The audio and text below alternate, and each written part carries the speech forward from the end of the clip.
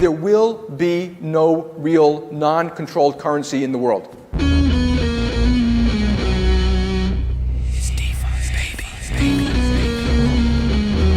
coming for you, banks. It's an exciting time to be involved in Bitcoin Cash at the moment. During that whole war, Lightning versus big blocks, like were we the bad guys? Were we the ones that weren't listening? Fundamentally, we believe in markets, transparency, and tokenization. Come on, you gotta come stronger than that, you know, like...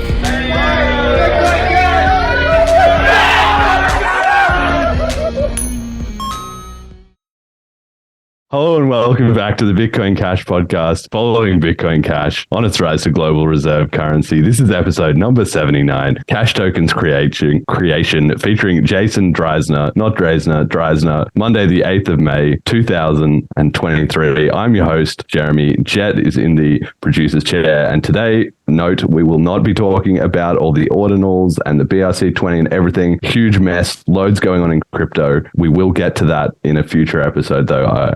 I'm sure we'll bring it back around. But we have a load of stuff to cover today, and it is going to be probably one of the more technical and dense episodes, although we'll try and make it as approachable as possible. So just keep in mind, if you're feeling confused or overwhelmed, as somebody once told me, that's the feeling of learning. So let's get into it. Our guest today, Jason Dreyzehner, is possibly, at least in my humble opinion, one of the best blockchain developers on the planet and a huge contributor, obviously, to Bitcoin Cash tech. We're going to go through all of that. Jason, welcome to the show. How do you get into Bitcoin? Thank you. How to get into Bitcoin? Stumbled on it online. I joined BitPay, the first cryptocurrency payment processor, first Bitcoin payment processor back in 2013, and I was there for 6 years, and have since then been working on contract and open source work pretty consistently, and a lot of work in the Bitcoin Cash space. So what is it about Bitcoin Cash? Obviously, being in the scene that long, you would have been there to see through all the different permutations and variations of Bitcoin, all the different fork wars, all the civil wars, all the splits, all the drama,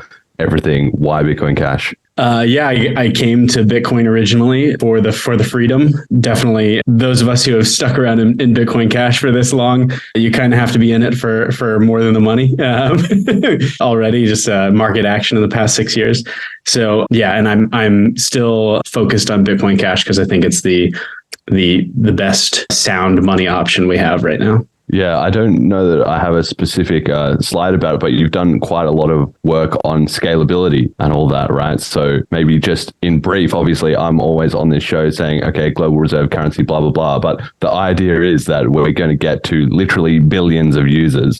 And to this day, there's still many people that are asking, is that possible? How can it be done? And partly the proof will be in the pudding once we actually do it, of course. But setting aside actually getting that amount of people interested and involved in an economy and all the tooling and so on and so forth, at a technical level, we do actually need to be able to process that much data. So I was wondering if just briefly you could speak to that. What's your thoughts? How are we progressing towards billions of daily users? Yeah, I haven't myself done much of the novel scaling work. I wouldn't consider myself to be an expert there. The consideration I've put into it is at least 5 years ago or more. So I suppose I did have some stuff in the past, but yeah, by and large, the tech needed to scale Bitcoin Cash, existed 5-10 years ago, really. And now we can scale Bitcoin Cash to many millions of users on very commodity hardware, on much cheaper hardware than people are playing video games on right now.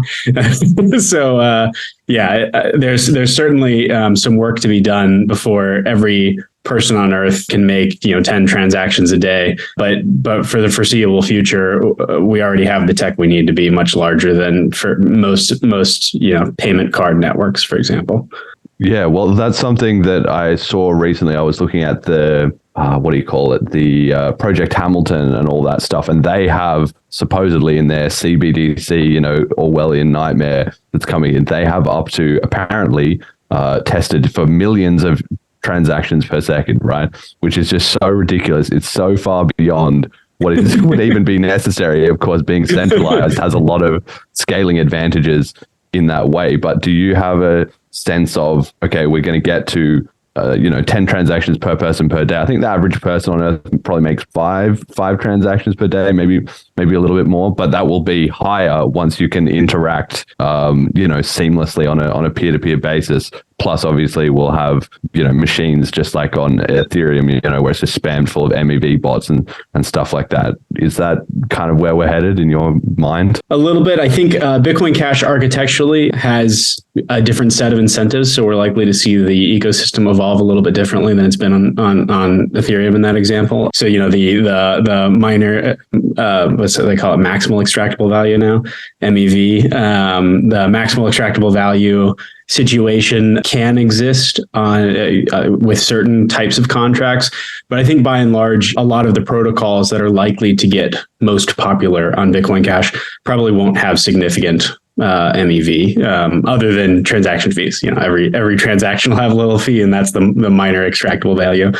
But in general, the architecture of Bitcoin Cash doesn't really lend itself to the kind of reordering games, because fundamentally, Ethereum miners choose the order of transactions, and on Bitcoin Cash, users choose the order of their transactions. They have to build on specific UTXOs, and that's why the processing is so absurdly parallel is actually the term for it. The processing on Bitcoin Cash only requires the validation of the UTXO that the user selected, rather than putting everybody's transactions kind of in the same bucket and choosing the order you want to order them. And as the miner trying to figure out really quickly which one will make you the most money. On Bitcoin Cash, that possibility does exist with certain transactions that actually exist on Bitcoin too, but with certain types of contracts, and anyone can spend a contract, for example.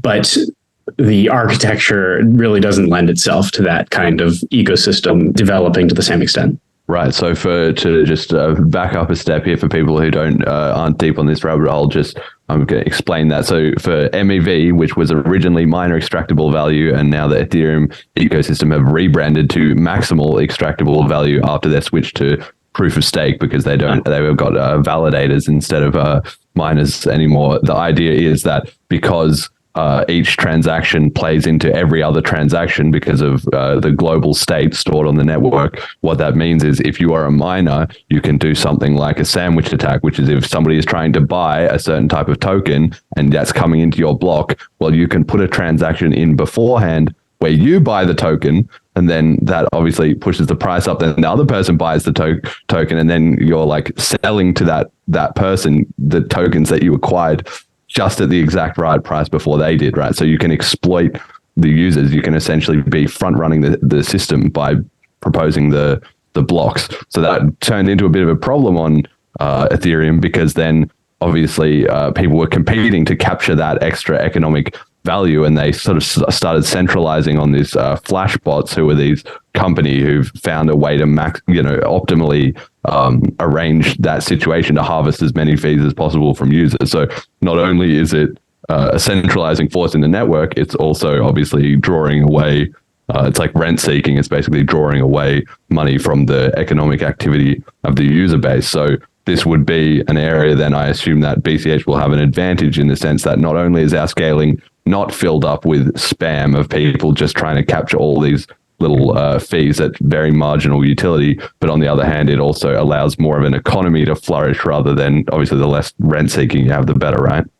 Yeah, certainly. The architecture for Bitcoin Cash, by not having the miner ordering of transactions, where a miner can jump in between you and the UTXO you're spending, in most cases, that is both a scalability benefit and a user experience benefit, and the users don't get a haircut on nearly every transaction. So it's still possible to build contract systems that do have minor extractable value, but it's a contract design problem where we have a lot more flexibility, various strategies we can use as a solution to the problem.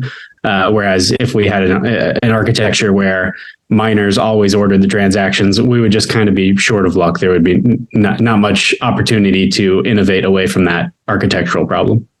What kind of solutions? Well, a good example actually is zero confirmation escrows, that you can design a contract system that the maximum extractable value for a miner only occurs if the miner is colluding with a user who is manipulating the protocol in a way they're not supposed to. So that such that the honest party ends up getting what they want, and then the miner gets what they want, but the attacker ends up spending twice their amount. So there are a number of like mechanism design things you can do in contracts where you can take advantage of minor extractable value to provide value in a protocol. So it can be a good thing as well. Wow, that's crazy. Because so for, again, everyone, zero confirmation escrows is this idea that you've proposed, which hasn't, rolled out into the network or anything. But it seems to me, I've mentioned it on the show a couple of times, it seems like an excellent idea, which is that you and I can essentially guarantee that a transaction will instantly be verified between us if I'm sending you $10, and what I do is I back that up with $100 that I lock in a sort of in the transaction, so that if I then later fraud, if it's detected that somebody is trying to double spend, the miner can then grab that $100. So I'm essentially putting a 10-to-1 bet against myself that the transaction is not going to be double spend. So then you obviously, as the receiving party, would have extreme confidence, and you can make that as arbitrarily big as you want. I could put all the rest of the money, that I have in my wallet, I could just in every transaction put it all on the line that I'm not going to fraud you, and you can obviously see that and be very confident that I'm not going to try and scam you, right?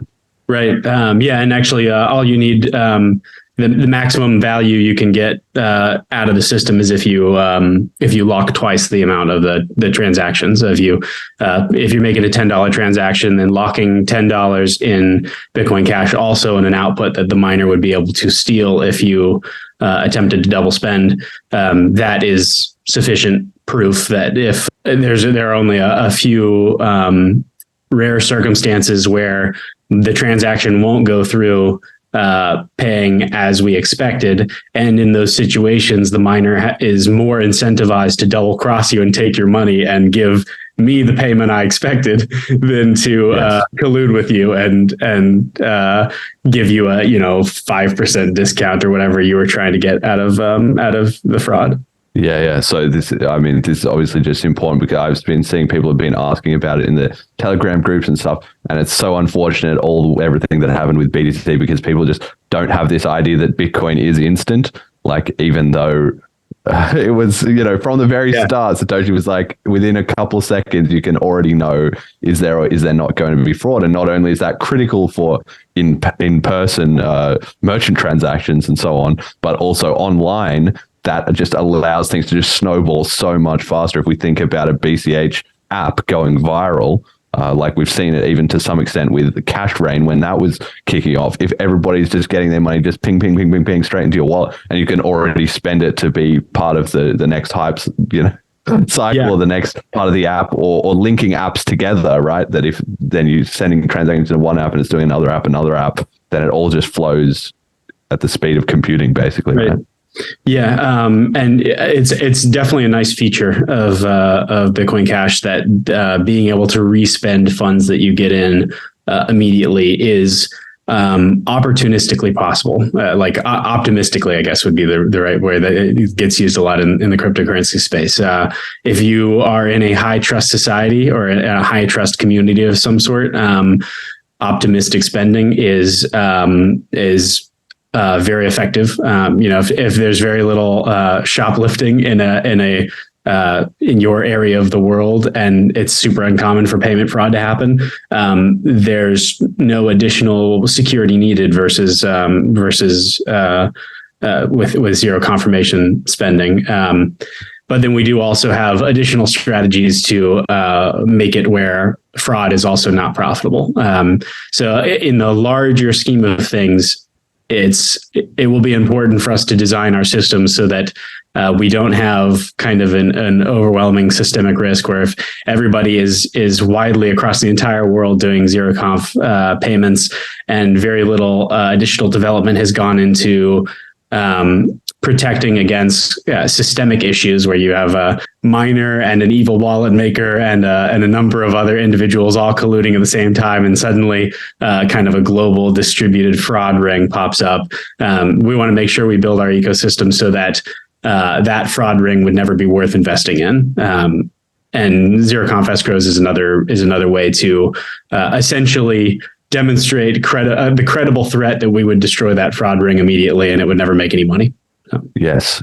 Okay. So obviously there's the implementation, there's the rollout and stuff, but there's also just the game theory that having that is sort of like it's not exactly, but similar to like a mutually assured destruction type of idea. Like don't mess with us because we're actually working on it, and it gives a lot of credibility, I would say, obviously, to BCH that the community is thinking about these things. Recently, there was a thread that kind of popped up on Twitter between Esteban, who we had on the show recently, and Grant from LTC Underground, who we had on the show recently as well, too. And they were talking about essentially UTXO commitments and how why do we need to store all of this archival blockchain data? Like, can't we just keep the UTXOs and then kind of throw away or archive a lot of the rest of it and blah, blah. And they were essentially between them had kind of reasoned their way through the UTXOs, and I was able to come in and say, yeah, the Bitcoin Cash community knows about this. It's a thing. Here's what it's called. Look it up. We're already working on it, blah, blah, blah, blah, blah. And I think all these subtle things kind of snowball on themselves as people look deeper and deeper into it, into understanding that it's a credible case that Bitcoin Cash could be the global reserve currency, right? Yeah. And I'll add just to tack on to the end of the ZeroConf escrow discussion that ZeroConf escrows, that chip, that proposal certainly is still something I'll be looking at in the next few years, and still useful just for kind of retail in-person payments. It's also a very useful mechanism design for more complicated contract systems where, and I expect especially for it to be used in certain kinds of decentralized exchanges, like token decentralized exchanges, where you want effectively transaction finality the moment somebody goes to fill an order, if you will. Yes. So it's a useful mechanism design even beyond just payment situations. All right, cool. So we got to touch on the price really briefly. I don't want to waste too much time talking about this, but we have to put it in every episode. USD $113.50, down slightly. One BTC is 246.13 BCH, so we're at all-time lows, but I'm not worried about that in the slightest, as we'll see all the good stuff coming soon, plus obviously the ordinal stuff, which we'll discuss next time.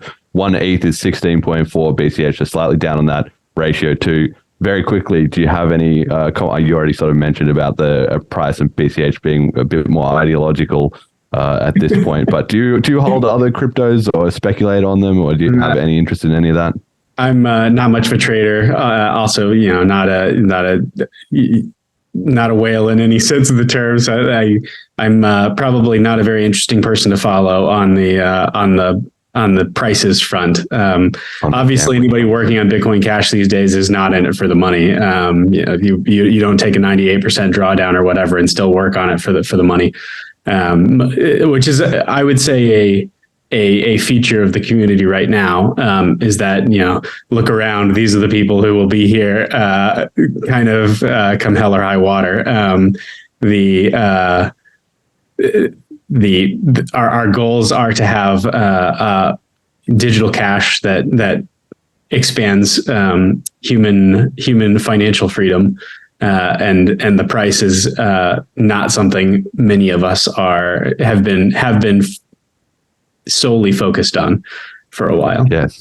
Yes. Well, I think it's something that really strikes me about BCH is that every time the BTC people are always posting that price graph in arguments and stuff, and they say it like, see, look, we've wrecked you guys, but they don't click that it's the opposite. It's like, who are these guys that are still here? They're still hammering away. They haven't given up. I'm still having to argue with them. Like, what is this? And what could be so overridingly important that it could persist through that? Obviously, also as time gone on, everybody, liberty. Exactly. I couldn't have said it better in one word. That's exactly it. Right. We're here for liberty. So speaking of liberty, got Libauth.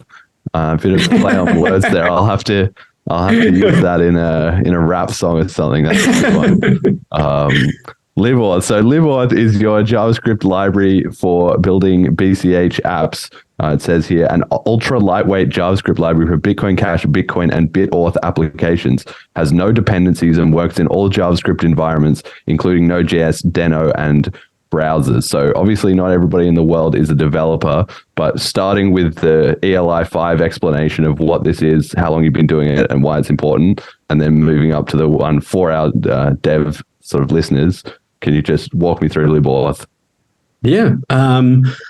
Let's see. I think I started on Libauth in 2017 or something. Libauth is a JavaScript library. It's written in TypeScript, a typed language that compiles to JavaScript. It is the result of me working on Bitcoin and now Bitcoin Cash projects for about 10 years or so now. Since 2013, many of the JavaScript libraries that deal with cryptocurrencies descend basically from one library that existed in 2011. It is split and been kind of rewritten in large parts many times. There are, I think, 4 or 5 different projects that kind of trace their lineage to some code written in 2011. And in my time at BitPay, I worked on BitPay's version is Bitcore, and there are some programming choices and design styles, which I would call very JavaScripty programming style, which is actually can be very useful in applications with user interfaces and applications where you are working on the final thing that people are going to be interacting with. You get a much faster development style to build things that way. But then if you build a library with that style, you necessarily cut yourself out from some important optimizations and ways of being able to customize the features that the library provides. So Libauth, I started as a sort of de novo, completely from scratch implementation of what I would like the JavaScript ecosystem to have with respect to Bitcoin Cash. Bitcoin at the time, actually, I started it, I think, before the split. I started with WebAssembly implementations of all of the cryptography that is used in the Bitcoin system. In fact, I think it was the first WebAssembly implementation of most of those libraries. It was very cutting edge at the time. Had one of the first implementations that abstracted away the instantiation of WebAssembly. And in the recent version of Libauth, actually cleans that up the first time since 2018 or so, when WebAssembly is a low level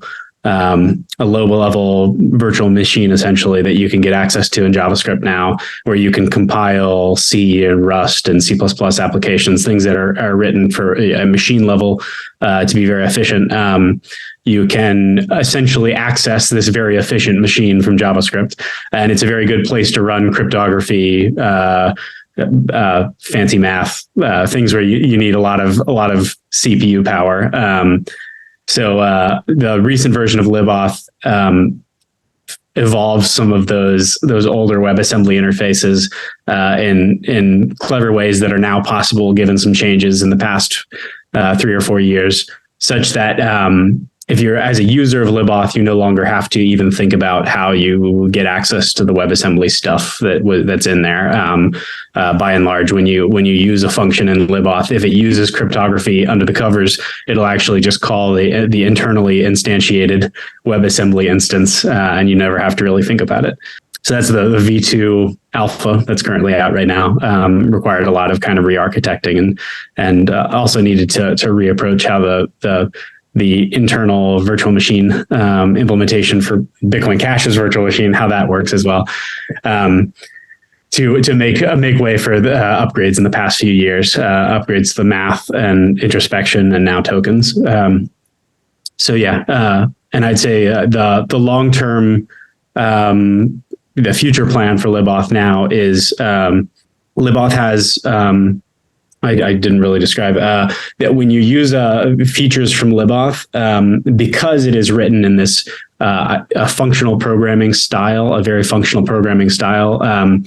That is, every function in Libauth takes an input and returns an input instead of importing classes and big objects and instantiating them and then having them maintain lots of state in your program. Libauth is kind of wholly designed around being a functional library so that you import functions and you pass your state into the function and it returns state. But at no point in time when you mess with the library, does your interactions with the library modify the library. And that's where things get real messy. And if you look at how a lot of different wallets have used JavaScript libraries that are descended from some of that early code I mentioned, the stuff that came in 2011, Bitcore and CryptoCoin.js, and there's a few others that they all tend to be sort of stateful. They're very JavaScripty. You import a class and then you mess with it, and that means that it's very easy for developers to get their heads wrapped around and work with. Also, so it's a useful style, a paradigm in a lot of places, but it has a pretty big trade-off of if you want to change one little thing about it, like by and large, you need to fork the whole library and make your change to one of those kind of core classes. You need to add something or remove it.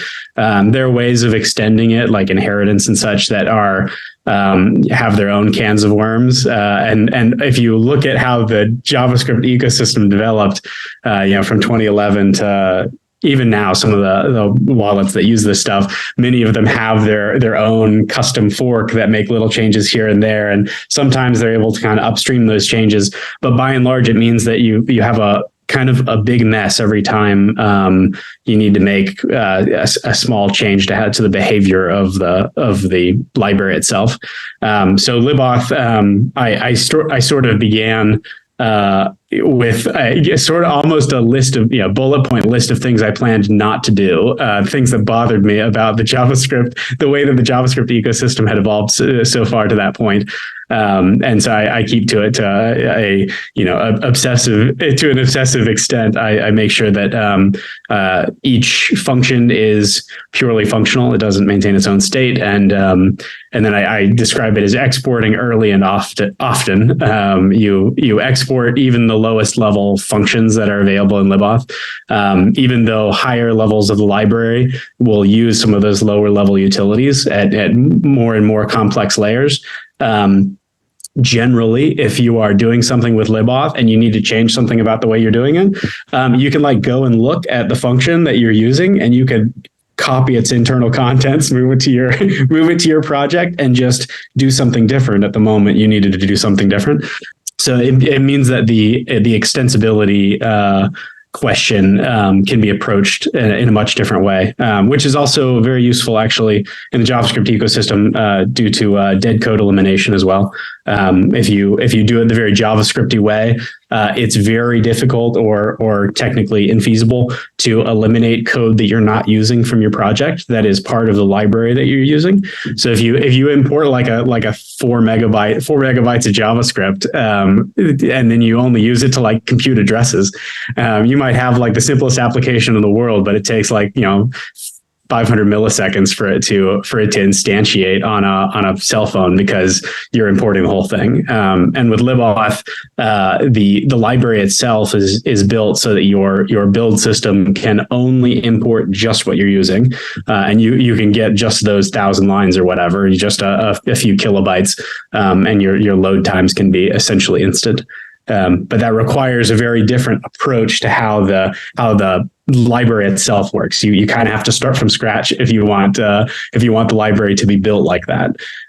So that's what I did, and I've on and off worked on it over the past 6 years or so. And now, kind of what's next with Libauth is I'm working on, and in the next year or so, hope to have a proper, I'm calling it Libauth engine, a wallet engine where the the system itself is the utilities exported from Libauth give you some of the basic features of what you would expect to be able to, some of the basic features required of a Bitcoin Cash wallet. By and large, existing tooling exposes, if anything, very simple interfaces for creating, for example, single signature addresses and spending money from single signature addresses. And, if you're lucky, they'll also support one way of doing a multi-sig address. And the wider UTXO-based cryptocurrency ecosystem, at least derived from the Bitcoin lineage, has kind of been stuck at that level of development in wallets for since 2013. I mean, at BitPay, we were working on the first multi-signature wallet in 2013. The first one that hit consumers was Copay, now the BitPay wallet. That was the world's first multi-sig wallet that was actually in use by users, of course, designed by Satoshi, the multi-sig strategy. But the wallet world sort of, the development of the wallet world in a lot of ways sort of ended there. And wallets mostly focus on providing nice user experiences over the same sort of underlying tech, which is just single sig payments. And if you're lucky, maybe multi-sig. But by and large, if you use multi-sig, you're still stuck in a single wallet. Like if you use multi-sig for this certain wallet, it can only talk to other instances of itself when you're signing transactions. So you might have a multi-sig wallet, but in practice, you're still stuck with the, potentially if there's a supply chain vulnerability in that particular wallet and you happen to update all of your clients at the same time, you're still hacked. So what we really need to get to is, as an ecosystem, we need wallets to have sort of this baseline functionality, including multisig, where a wallet produced by one vendor can sign on to a multisig transaction, and then you can have on your other device, you can have a wallet installed on a different operating system in a different hardware, different manufacturing, and a different supply chain, and a different wallet vendor, so entirely different package to everything, so that you, even if one side, if you have a hardware level vulnerability on your laptop, your phone is a totally different set of trust relationships, where as long as both of them aren't compromised at the same time, your money is still not hacked.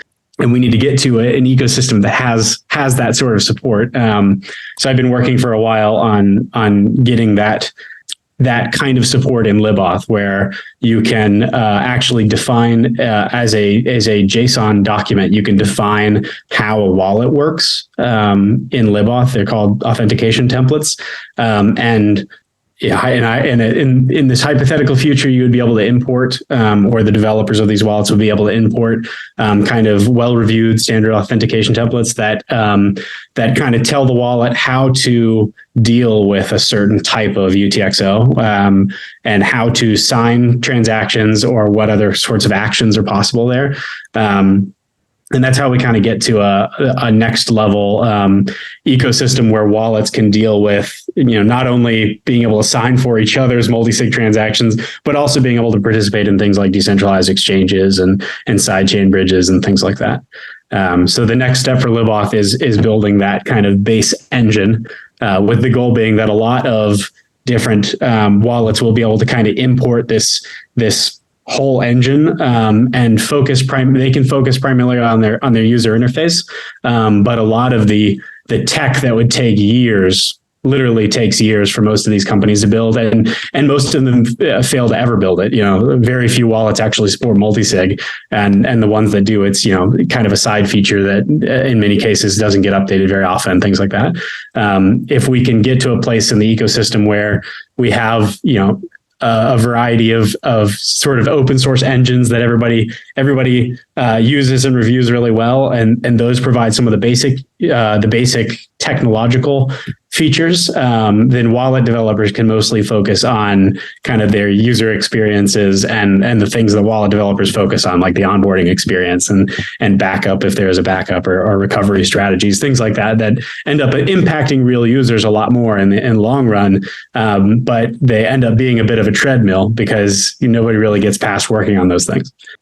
Yes. Okay. All right. So I'm just imagining that was amazing, and I'm with you, right? But my mother listens to this show, and to her that was like 5 minutes of Greek, right? So I'm just going to try and translate some of what you just said. So essentially what Jason is saying is that since 2017, for the last 6 years, he has rebuilt an entire sort of basic Lego toolkit of components to build Bitcoin Cash wallets that would usually take years and years and years to develop their most powerful wallets, but instead that will all basically be not exactly a 5-minute job, but a matter of a couple of weeks for Bitcoin Cash developers to make wallets more powerful than anybody else could do in several years. Now, this is all done in JavaScript, which is the world's most popular programming language, but the trade-off usually would be that you would suffer the performance hit. Like JavaScript is very popular, but it's also not very optimized in terms of the amount of throughput you can get out of it, which is why JavaScript runs in browsers, but it doesn't necessarily run, like on top of the line computing. Like Bitcoin core nodes are not really written in JavaScript, right?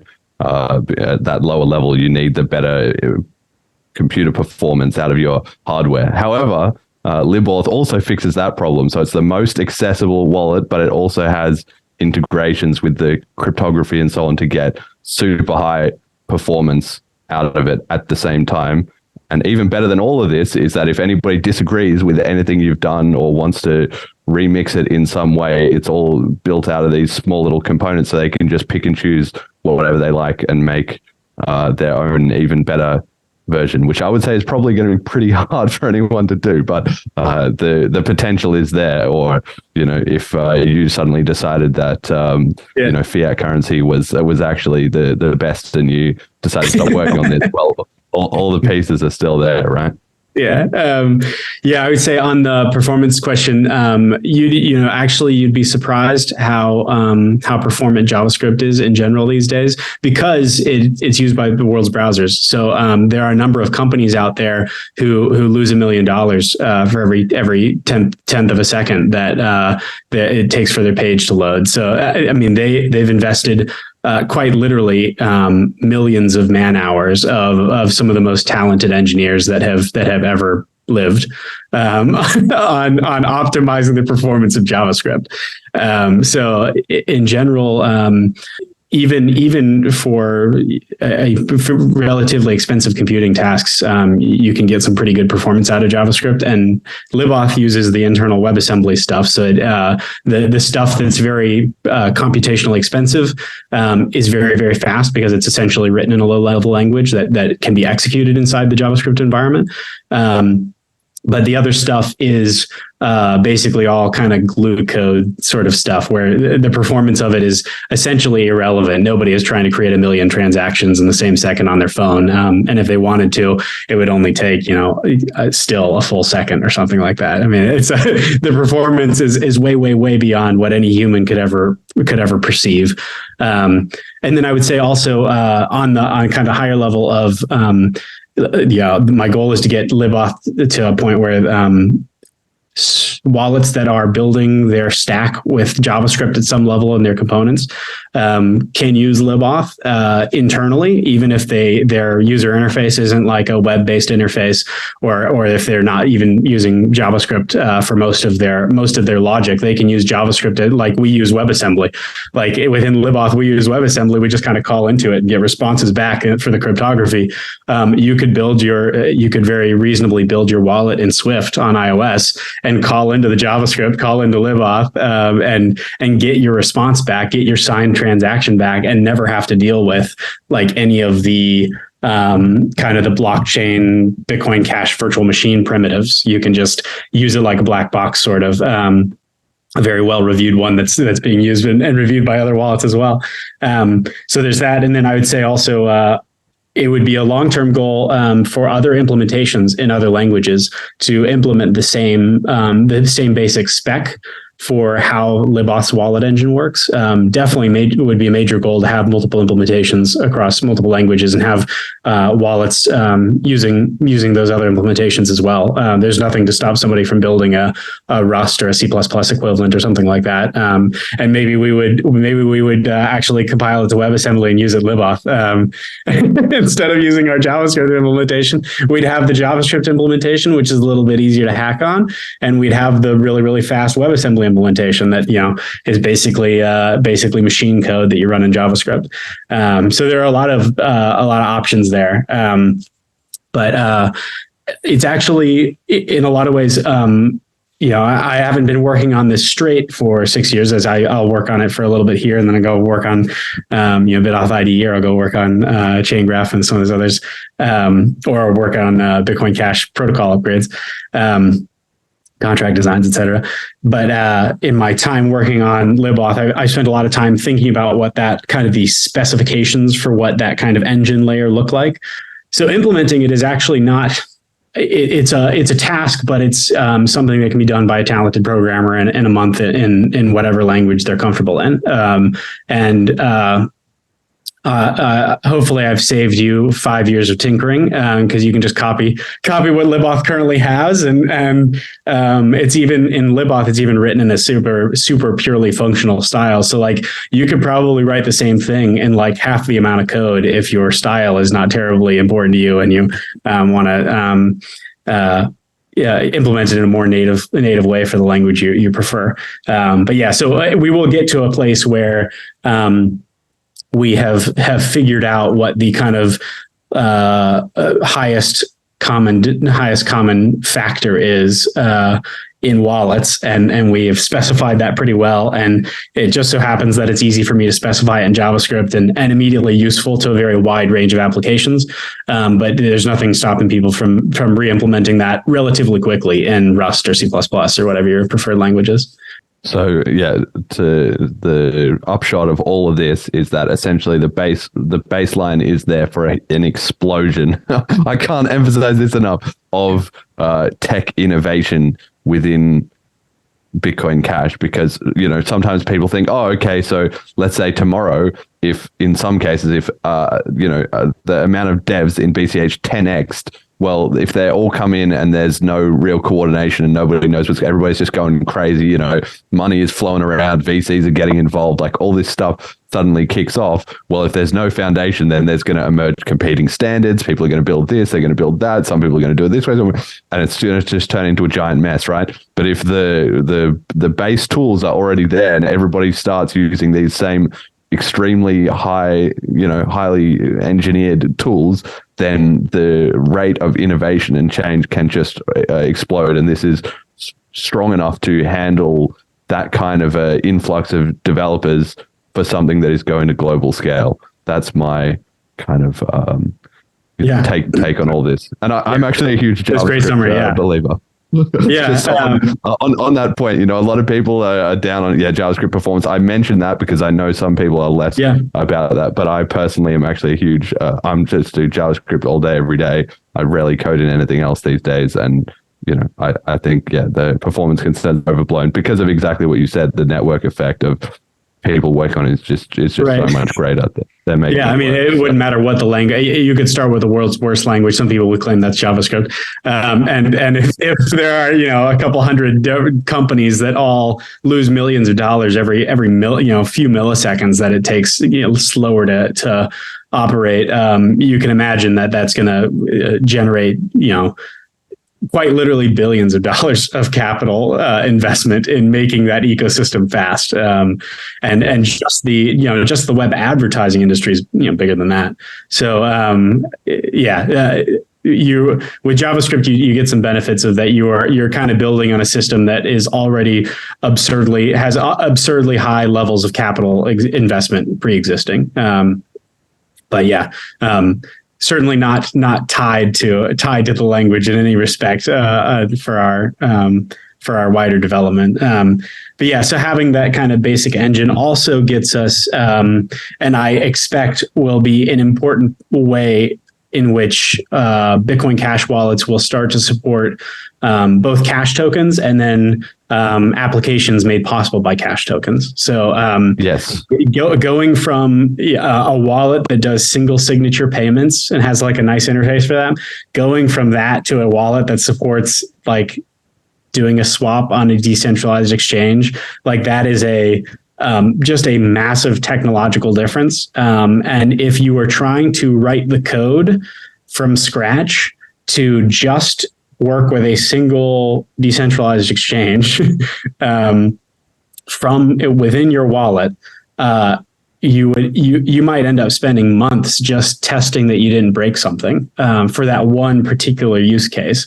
And so if we're going to ever grow at any kind of meaningful speed, we need it to be possible for wallets to review, for wallet developers to sort of review how a new protocol works or a new decentralized application works, and have that be kind of sort of widely reviewed by the security community, by people who know what they're looking at when they're looking at UTXO-based contract systems. You need to review kind of how the protocol works, and then you also need to be able to review your implementation of how you make your wallet work with that protocol, and the investment required there would be truly massive if we didn't have tooling to go from sort of a standardized specification for the protocol to a real implementation in your wallet without writing all of that code. And so that's the goal of getting to this kind of engine state of the ecosystem where we have kind of common engines and a common specification format. And you give the engine a JSON file or whatever describing the protocol, and the engine produces the implementation of the protocol. And in your wallet, then you basically only need to worry about implementing like how, where you put the buttons and where you show the data that the engine tells you about the state of the protocol. Like, what does the order book look like? What's the latest price or whatever for a decentralized exchange? What are the trades that this user currently has open? Limit market orders, things like that. As a wallet developer, that's already a huge amount of work to implement that kind of stuff. To implement the kind of user interfaces there. If you also had to implement the underlying code to make the order book itself work and to like create a transaction that adds a new limit order to the book, now you're dealing with levels of development that no wallet will ever get unless they're 100% focused on building just that feature in their application. So that certainly might happen, but other ecosystems have actually kind of proximally solved this problem by basically just having the developers of the decentralized application, publish a website that everybody trusts the code is working on, right? And people can review that website, and there are kind of authentication validation strategies to make sure that it's the one you're expecting to find. But kind of by and large, you do end up losing quite a bit of security when you have a single interface. In many of these cases, you have a single interface with essentially single sig security operating these decentralized applications. And if we want to get to a higher level of development, it would be great if you could have, 3 different wallets that can all understand this protocol. And it's possible as a large corporate entity, if you want to put a $50 million limit order somewhere on whatever, you have signatures across 3 sets of devices, or even 3 sets of multi-sig devices, where you have like your operations team in this office, and your operations team in this country, and your operations team in this country. Each of them approve the limit order being placed at that certain level. And if we're going to get to that level of development, we actually do kind of need a different foundation that we're building on, and so having decentralized applications be deployable to these end wallets, where wallets are importing these kind of protocol templates, that gets us to a place where we can break out the development, and some people can be focusing on the development of the protocol, and other people can be focusing on the development of wallets, and they don't have to be the same people. Yeah, exactly. All right. So speaking of that, let's turn now to, so we've got the Libauth is the basic JavaScript area. And then you also have your Bitauth IDE, which ties into a lot of what you were saying. So it's an integrated development environment, which people can think of as, it's like, I think it was like Google Docs or like Microsoft Word, but for programmers, right? So you have a lot of extra tools and little features and buttons. So Visual Studio Code is a classic example for the programmers, but for everybody else, they can just think of it as like Microsoft Word, but just like pumped to the max for programmers. And then this is that, but pumped to the max for Bitcoin Cash, right? Is that? Yeah, for contract development. And that started out, that's also many years in development. It started out as my own personal experimentation with learning how, Satoshi's virtual machine worked. The many of the choices he made, and in how the contract system for Bitcoin originally worked. I experimented with a lot of the opcodes that were disabled in early years for denial of service security reasons, have since been re-enabled on Bitcoin Cash uniquely among the ecosystem. And then it's where I sort of learned to use it. I was building the tool that I learned to use it in, and over time got more and more comfortable with kind of the programming model and the mental model for how you work with this stuff. And so that's where I also experimented with the upgrades that I've proposed recently. So there's some of the introspection stuff and improvements to virtual machine numbers and math, and now tokens.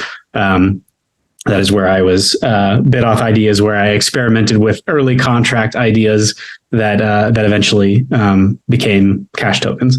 But so Bitauth IDE you can actually think of as being an ultra developer focused kind of power tool that. When we get to where the Libauth engine is kind of working, Bitauth IDE will essentially be a wallet. It'll be a very fancy wallet where you can actually write the code for a contract and then use it. And it's actually internally, it works that way already. It's actually doing it. Like if you check the console, it's actually like creating transactions from what you're seeing. Every time you type a character, it tries to compile that programming language down into bytecode and stick it in a transaction and evaluate the transaction in a perfect copy of the virtual machine that is running in the JavaScript. So I've implemented the virtual machine that Bitcoin Cash uses in JavaScript, and I've actually implemented it with like kind of additional instrumentation and tooling so that as you type a character, we kind of decompose what you've written. We compile it and run it, but then we also run kind of a trace of exactly what happened when you ran it, and we associate it line by line with the program as it's evaluating. So as a developer, when you're typing, like you can see, you type an opcode over here, and you see what happens on the stack if your entire program is evaluated. You see what happened on the stack at that line as you type, and so it actually makes it. It really reduces the kind of the mental development cycles required when you're like learning how to use the stack based virtual machine and how to use kind of the opcodes and the bytecode format that Bitcoin Cash has. So it takes it makes the kind of the different the distance between typing the code and seeing the result of the code. It takes that from possibly a few seconds, or if you didn't have a virtual machine, that you actually for the early years of Bitcoin, most people were like kind of evaluating this in their head, or they were trying to run it on a kind of a rigged up version of a rigged up copy of the C++ implementation, where they would just kind of run it as a utility in the code base for Bitcoin Core at the time for Satoshi's client. So this pulls all that out and puts it kind of a higher level where developers can just type and see what the results of their typing live as they're typing. Makes it a lot easier for you to follow along. Yeah, so it's essentially like a little window into, because obviously, as we'll talk a bit more about, or we already kind of touched on, but the UTXO model of the BCH as compared to sort of the EVM model is you're essentially trading scalability on the plus side, but the con is kind of developer complexity. And so this kind of tool just makes that tons easier, because as you're developing the Bitcoin contracts, you can see it sort of updating in real time, like you said. So then if we've got you've got that, and then you've also got Chaingraph. So this is the third little piece I wanted to touch on. This is all the foundations before we get onto the sort of major topics. So Chaingraph is technically a multi-node blockchain indexer and GraphQL API. So to me, what that means is it's like a service for developers to query blockchain data in a more comprehensible way. So for instance, when people are used to, they can go look up, June Analytics or any of these blockchain browsing sites and have a look at, how many coins are in addresses over 100,000 and how many coins have been moved within the last 3 weeks. And, how many people are using Cash Fusion versus not using Cash Fusion graphed over time. All those kind of things, they're essentially just pretty ways of displaying the kind of information that is checkable with Chaingraph. Is that right? Yeah. And from a developer's standpoint, using Chaingraph is the goal is to have a base kind of foundational layer that lots of companies might start their company with, and be able to work with blockchain data in a SQL database effectively, and also the GraphQL API actually makes it where you don't have to. In many situations, you don't need to deal with the SQL either. It's the GraphQL API tends to be a little bit more natural, especially for kind of front end developers, people who are building applications to work with, and you can get a very solid. It's a very solid kind of back end API layer that is built correctly for your company to get very large. So you start building with this, and even if you don't mess with it too much, you don't think too much about the back end stuff, like it will work for your first few thousand users. And then if you hire 20 additional developers and you've got a DevOps team and stuff like that, you're not going to be re-architecting big chunks of your system kind of from scratch in order to account for your new scale or to account for your new need for development agility. And the background for this actually comes from in 2015 or so, the Bitcoin industry really began reeling in a lot of ways from the kind of rapid change that happened in the underlying economics of Bitcoin as a system. Like, we went from an industry that in 2013 you could still send a Bitcoin transaction with no fee and it would go through. By and large, Bitcoin was quite a bit less adversarial. It was much smaller, and the kind of block size scaling stuff had not really risen to the forefront. So there wasn't much of a debate there. That we were still well below the 1 megabyte denial of service limit at the time. So a lot of businesses had built their business on the idea that first there would only ever be one chain. It would be the one with most work, and that would be uncontroversially Bitcoin. It would be the one with the most work. And many of those companies never really planned to add altcoins at the time. It's just altcoins were all of the others, and they were just going to build their company on just the Bitcoin network. They had their backend set up to consult with. If you were kind of new, you just had one node, or you had one node behind a wall of. You would set up kind of your boundary nodes that were the nodes that were connecting to the wider network, and then you would set up your internal nodes that were the ones you talked to and you didn't let other people talk to, so that if there was an active vulnerability, you could kind of have still some protection between the network and your backend. And then also, if one of your nodes just fell over, if there was a hardware downtime or some unresolved bug or something like that, you'd be able to switch between your internal ones. So like if you were a pretty advanced company, you had a boundary node and a set of fallback nodes that were you're talking to closer to you. But that was still kind of your basic system. And then in 2015 or so and onward, fees began to be a problem. And so if you were building a wallet, you kind of needed to, you had, in a lot of cases, a lot of wallets had sort of a everything is on fire situation where they had to drop all of their development work. This is where some of these wallets were working on advanced multi-sig, where you were talking to other multi-sig wallets and you'd have multi-vendor multi-sig, like the panacea for security in the cryptocurrency space. Many of those wallets had to drop those projects and instead switch to focusing on like estimating fees. And estimating fees became like a 1-year problem for like a number of wallets. And some of those wallets, like to this day, are still patching that code. I mean, literally today, you never be done patching your fee estimation code. And especially now, and this is right around the time where you then had a kind of diaspora of, when the fees got higher on Bitcoin,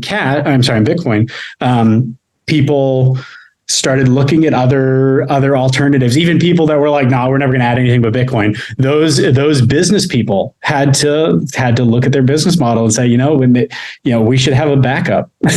If this continues, we need to have alternatives. Like we need currency competition, meaningful currency competition. It's clear that that one technical system shouldn't be the basis of all of the world's money all of the time.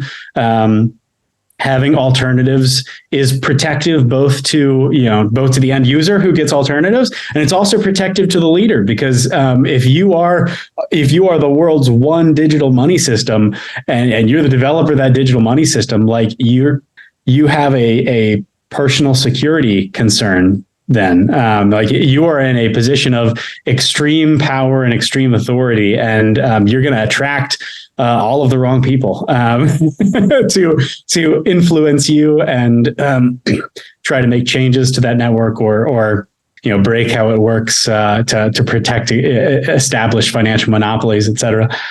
So as a company in that situation, if you were building a wallet, you had to start working on fee calculation. If you were working on the back end for a company, that either a wallet company or a payment processor or an exchange or something like that, if you hadn't already, some exchanges were ahead here because they already had multiple currencies. They weren't just Bitcoin on and off ramps. They were also, they had Peercoin and Namecoin and Litecoin and things like that.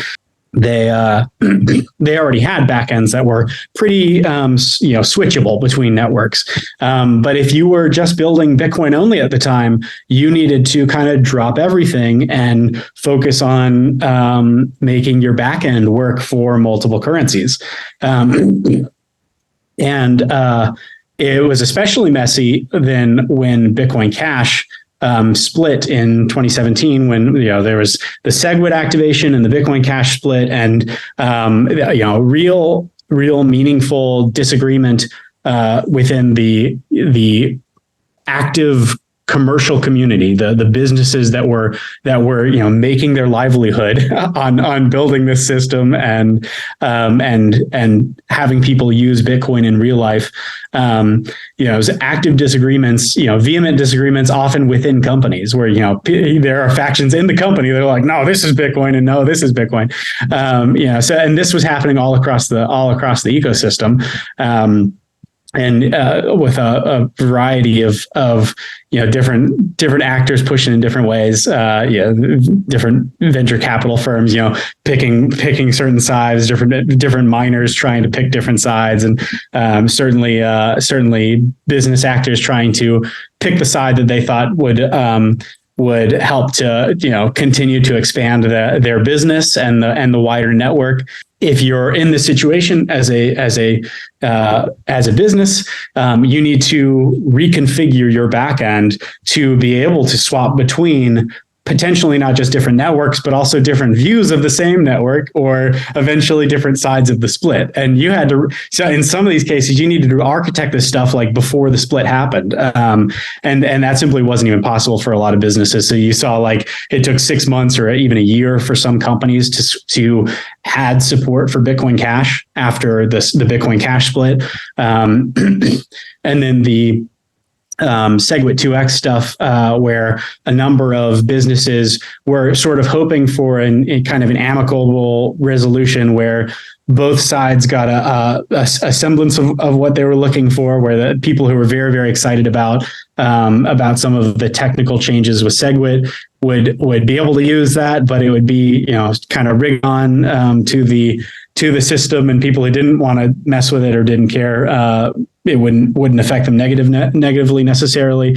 But at the same time, the other group would also get their slightly larger block size, so that growth could continue as it had until that point. And that kind of SegWit 2x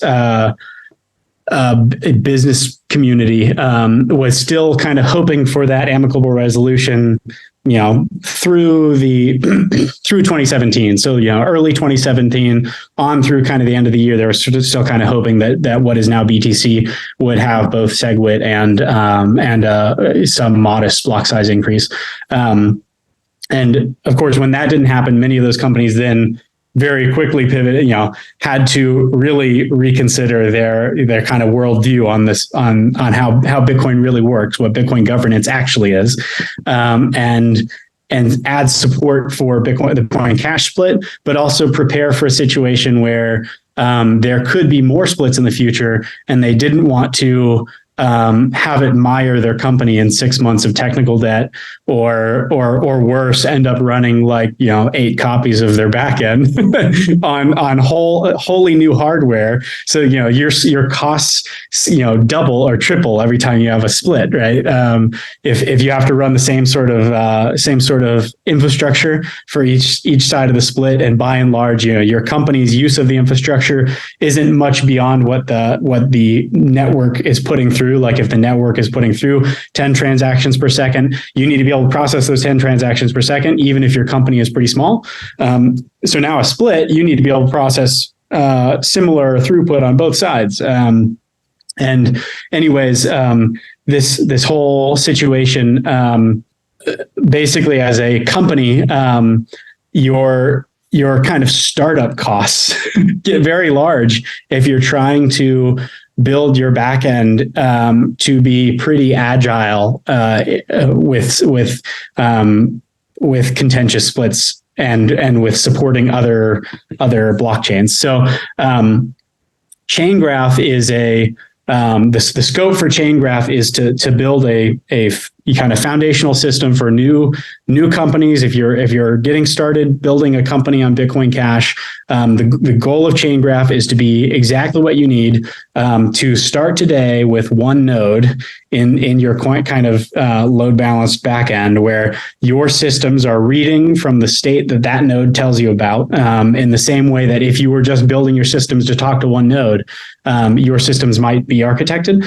The Chaingraph lets you start with one node, but eventually, or rather quickly, you can add 5 other nodes, and they could actually be nodes developed in other programming languages, released by other teams. So you can Chaingraph, you can run BCHN, but you can also run Bitcoin Verde. You can also run Bitcoin Unlimited, whatever. You can drop in whatever nodes. Anything that can talk to other nodes on the peer-to-peer network can talk to Chaingraph with the same interface so that they talk to each other. And Chaingraph is a very kind of agnostic kind of observer that will just talk to your node and pretend to be another node, and will just listen really well and put all of that data in a database.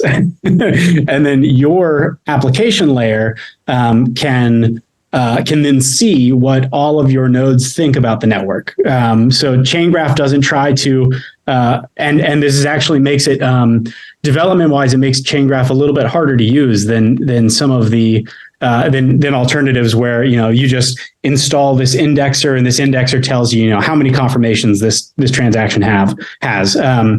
The question of how many confirmations a transaction has, it depends on what your definition of confirmation is, and which nodes do you care about, and to what extent. And there are a number of the simple question of how many confirmations a transaction has is actually quite complicated if you need to be very precise about what you believe a confirmation to be. And so if your confirmation needs to be that, first the transaction needs to be accepted by all the nodes that you expect to be widely run on the network. That's step one. You'll call it zero conf after that. And then also maybe you are running nodes where you have boundary exits in, one in Japan, one in the US, one in Germany or whatever. And you want to make sure it's the first transaction you heard in all those locations.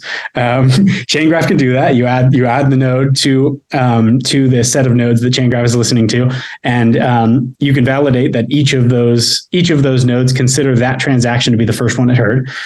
And then if you're looking at confirmations, you can see that you see a block, you now know of a block that includes this transaction. Now, which of your nodes have accepted that block as the valid next block? Like if there are two blocks mined around the same moment, and half of your nodes think this one went through and half of your nodes think this one went through, that transaction is not actually confirmed. That transaction is like 40% confirmed, and we'll see if it's confirmed in the next 10 minutes. Yeah, there are a number of things like that where as a company, you have to deal with problems that, like, definitely as a user or as a casual kind of hobbyist situation, you're usually not thinking about those questions. But as a company, you need to be able to write code that makes those choices deliberately. And if you're not writing the code, then somebody else is. And if their answer wasn't what you want it to be, you're in for a rude awakening when the wrong thing happens. So being able to, the goal for Chaingraph is to be, it's quite a bit more complex at a base layer, but its goal is to be exactly what a new company needs to start building with, so that a couple of years from now, you are, a few lines of code essentially away from being able to make complicated decisions about the state of the network that you simply don't have the access or the data to make in your stack on your own, unless you're using a system like Chaingraph, where you are consulting with multiple nodes and what they saw and when they saw it, and what they believe to be the next block and things like that. Yeah. So what you're saying is that it's essentially like the Libauth was the JavaScript components that we were talking about for building the foundations of wallets, and I guess partly maybe in Chaingraph. 2, then we had the Bitauth IDE for the developer environment, and then this is the backend segment that then interfaces with all of your nodes at potentially global scale. So J Smith Dev says in the chat, so it's like a dead man switch against network segmentation attack. Industrial, I like thumbs up emoji. Yeah, Does that sound like a good summary? Yeah, as a company, if you're using Chaingraph, if there's a threat of a split, like the difficulty of adding support for both sides of the split is effectively the same as just continuing support for one side.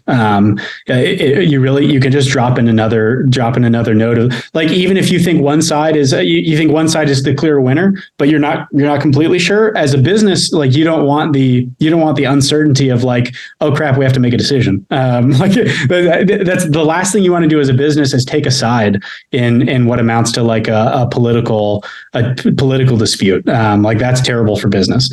A political, or in some cases a religious dispute. Very bad for business to have to take sides in kind of tribal disputes like that. Much better if your backend allows you to just be like, okay, we're going to add support for both, and we'll see how it happens.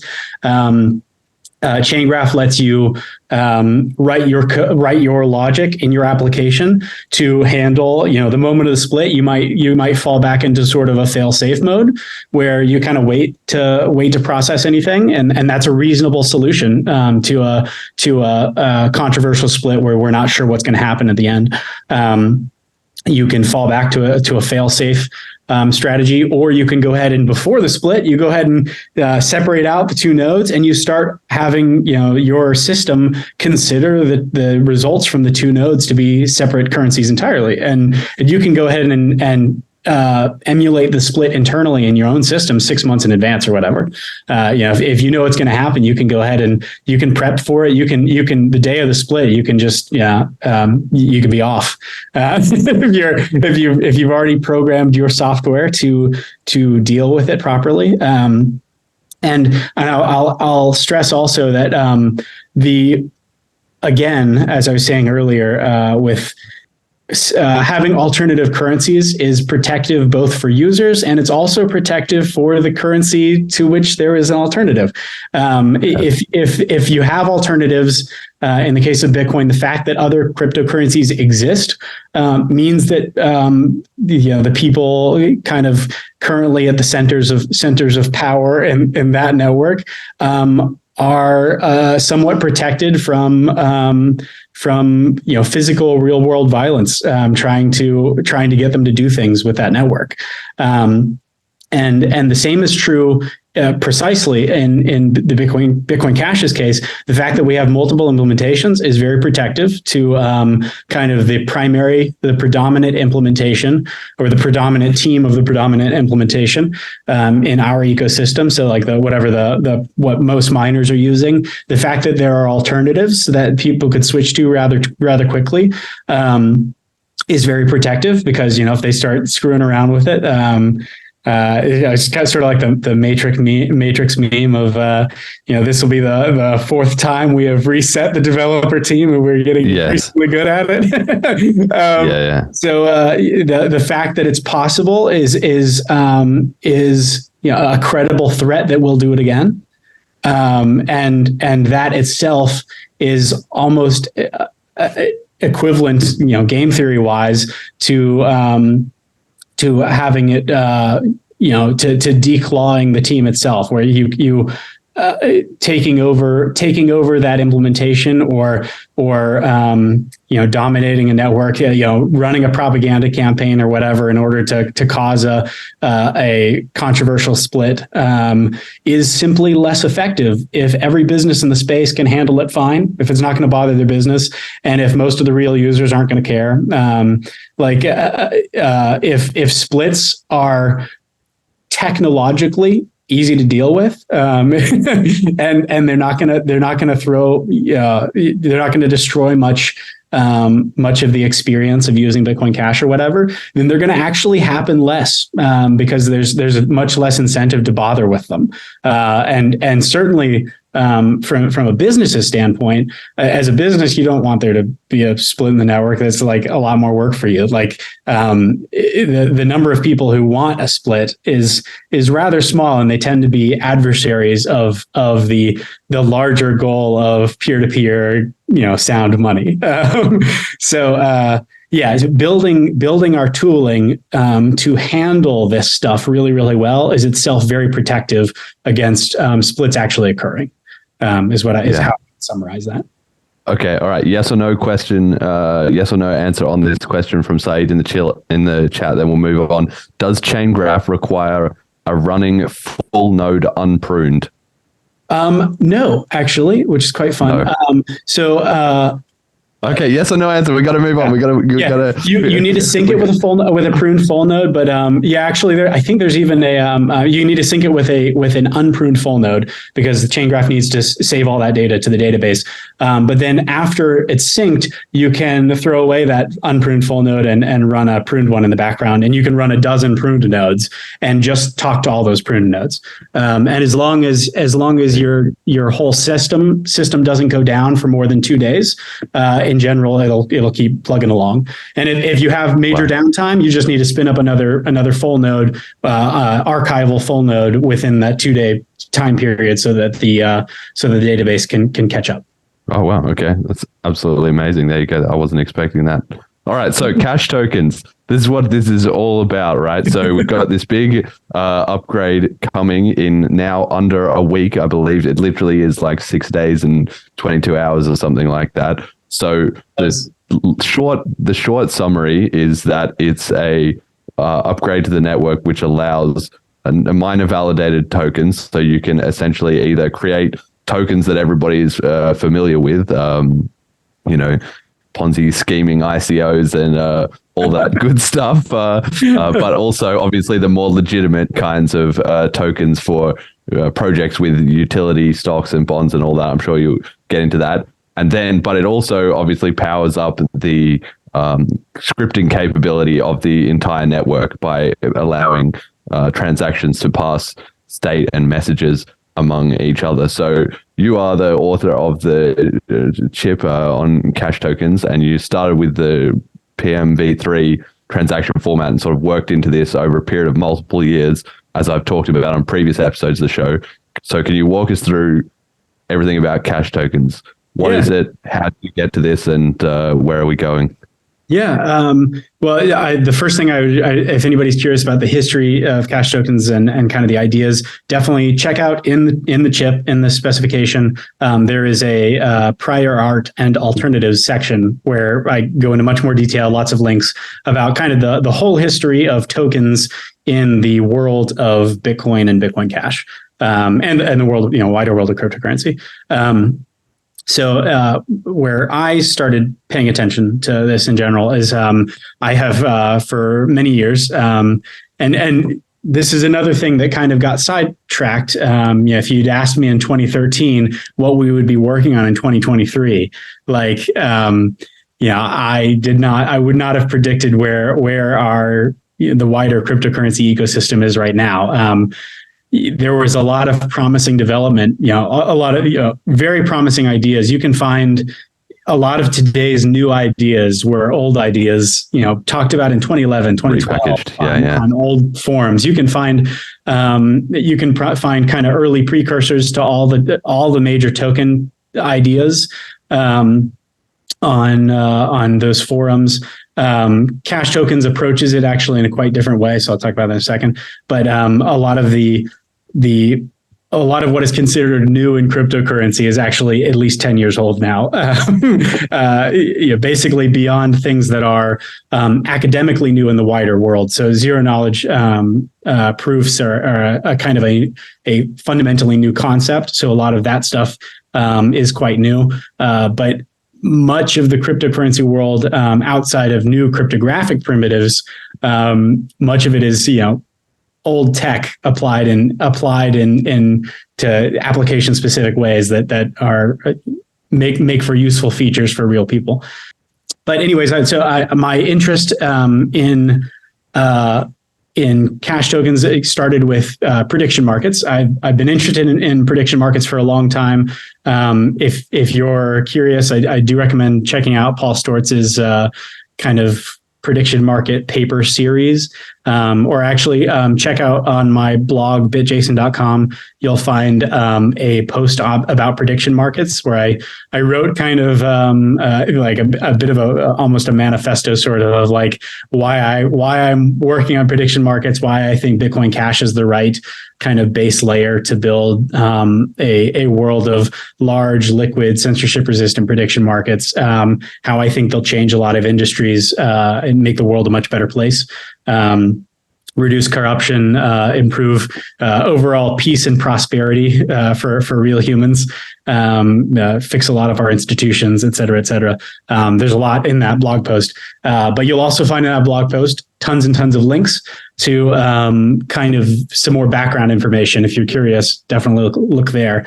But I've been thinking about prediction markets for quite some time, and maybe if we hadn't gotten so sidetracked in 2013, 2014 on block size, kind of the block size war and many of the questions that then arose in the cryptocurrency space, and what a lot of cryptocurrency space is kind of still chasing after is like, number of transactions per second, never mind that there are not nearly that many people using most of these cryptocurrency networks, right?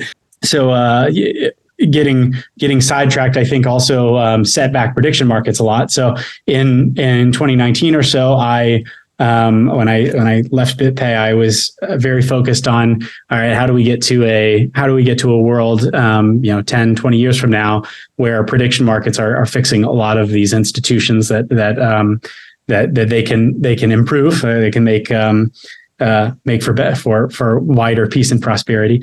And I started focusing on how to build prediction markets on some cryptocurrency, what it looks like to do that. And I definitely resolved that Bitcoin Cash is, I think, one of the best places for prediction markets to be built. Like I was saying earlier, it'll be important for us to have alternatives, and for there to be prediction markets that aren't built on Bitcoin Cash, simply to protect the ones that are. But I do think that Bitcoin Cash has a good chance of being the biggest for a number of reasons, also outlined in that blog post. Censorship resistance, privacy, and some aspects, some technical aspects, scaling and deflationary base currency, a few other things. But I started focusing on prediction markets there, and I was working on in Bitauth IDE. I was kind of working on what does it look like to build a contract system that is the sidechain bridge for a prediction market that's written in another programming language that's dedicated a decentralized protocol dedicated exclusively to being a prediction market. I think actually a lot of prediction market projects have kind of gone astray by focusing on how to build themselves on existing cryptocurrency networks. And I think that in general, that tends to be a pretty big misallocation of resources. Many of the projects that tried to go that way ended up spending 5 years on scalability concerns, because there's kind of a fundamental trade-off of can you allow for arbitrary computation and to be very scalable? And the answer might be no, but that shouldn't be a problem for a prediction market, because all you need is a system that's very good at being a prediction market. So if you can build a decentralized prediction market system and you can just write it in Rust or whatever, instead of trying to write it in a blockchain virtual machine opcode system, first off, your development's going to go a lot faster. Your end product's going to be a lot better and a lot more scalable.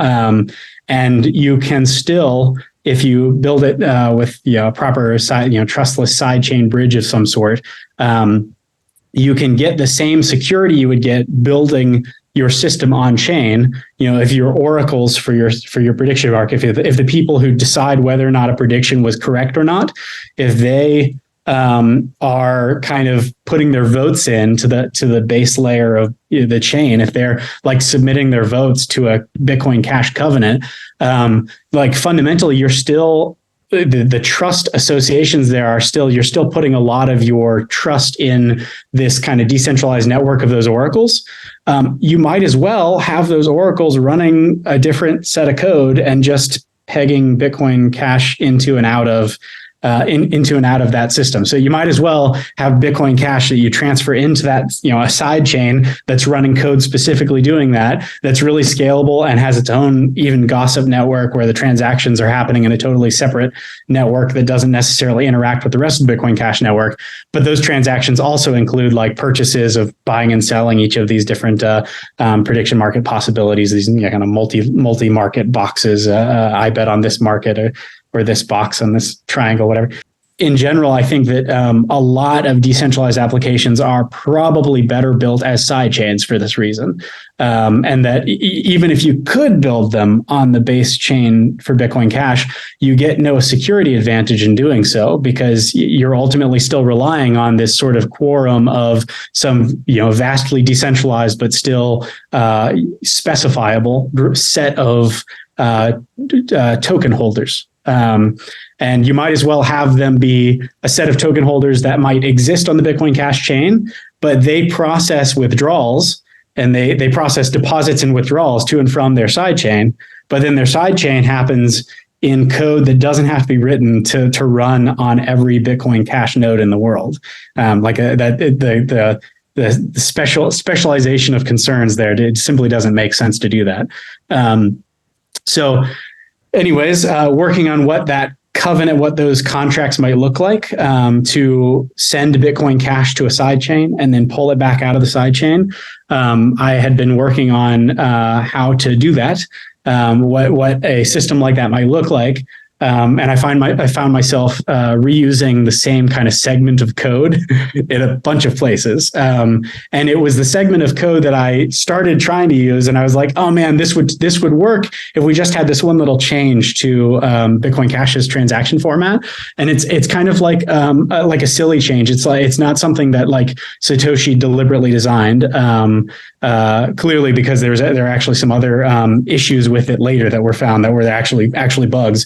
So we know that this particular question, he or they likely didn't spend much time on. He was working on other parts of the system, but that if you instead included the hash of a certain thing in a certain spot of the transaction instead of that thing itself, it would be possible to build all these systems. And so I was thinking about how these contracts might work, and I had these big blocks of code that were using PMV3 was a proposal that I named Prediction Market version 3 transaction format. So it's just a simple acronym that made it easy to talk about a version 3 transaction format proposal. So my big block of code required that proposal, required that little thing to be hashed in a different way in order for transactions to not get larger and larger every time you made a new transaction. And anyways, staring at my contracts long enough and thinking about it, I eventually wondered if there was some way I could factor out all that code, because I started to realize that by and large, I was only using PMV3 in my contracts for basically a specific use case, to be able to pass a little bit of data, to pass some state from one contract to some contract in the future, to have some contract in the future be able to look at some data and be like, okay, this contract in the past for sure told me this message. And after messing with it, factoring it out, there's also another case where, in addition to passing those messages, you pass a bit of data to a message in the future, to a contract in the future. In CashTokens, we call those commitments. We call the message you pass, we call it a commitment. And if you pass any piece of data, we call that a non-fungible token. I also had another segment of code that, in a slightly different way, it was a specialization of those commitments passing code that allowed you to pass numbers in those commitments. And if you passed a number, it allowed somebody downstream to actually split that number into two different commitments or merge it back together. And it made the code quite a bit more complicated, but it was really important for being able to conduct votes on the result of something and so ultimately it was the use case of a fungible token, of tokens that you can have a certain number of tokens here, and you can split them into two sets of tokens, or you can put them back together in a single output with all of the tokens in one output. And eventually, when I was experimenting with turning that into a proper primitive in the virtual machine for Bitcoin Cash, I eventually kind of squinted at it, and people had been for a long time talking about how do we add tokens to Bitcoin Cash, and I kind of squinted at it. I was like, oh, those are tokens, aren't they? So the kind of the basic primitive is actually non-fungible token, and a fungible token is actually just a very specific specialization of a non-fungible token. A fungible token is a non-fungible token that you can break up into a billion pieces or whatever, and then merge back together and be able to prove that particular non-fungible token was split at that time into all those pieces and merged back together. So when you think about it, starting from the virtual machine, starting from like how you use it in contracts, you get a number of answers to how you should design a token system for Bitcoin that are really straightforward. The answers are really clear. They're really based on exactly how Satoshi already designed the virtual machine. Like the number of levers that you can pull, like the number of design decisions to be made, is actually pretty small. There are only a few design decisions that really you need to think about and come to a decision on, and usually they're not aesthetic decisions. They're like, they have clear answers. And so the Cash Tokens chip was like me logicking out all of that and figure out, okay, so like if we're just going to build this, if Satoshi had kept working on his virtual machine design for a number of years further and had gotten to a point where he was thinking about message passing between contracts, what does that look like? And how do we make that system fit perfectly with the existing virtual machine? And there are a number of answers, a number of like design decisions that previous token standards had kind of pulled out of the air. It's like it just kind of made up an answer that it looked like an aesthetic decision that was not an aesthetic decision and actually would have been like a terrible choice if they have done it. Because like, for example, a good example being the maximum number of fungible tokens.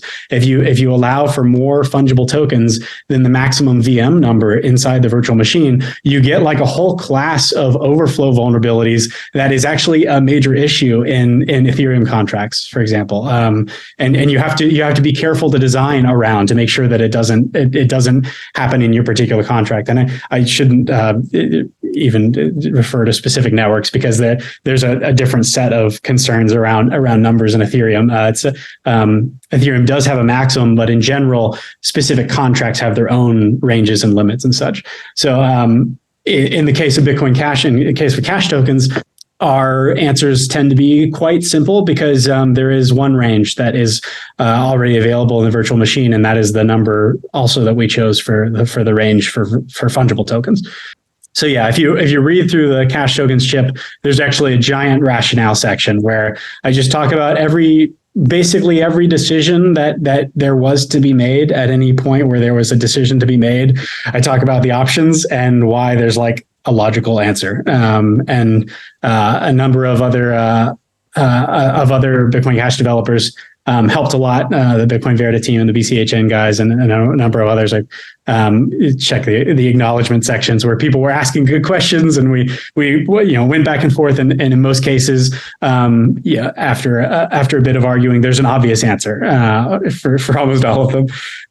So you can find all the rationale in the chip there, and and also there's while we're at it, there's also an example section in the chip describing some of the kind of smart contract constructions that are made possible by Cash Tokens.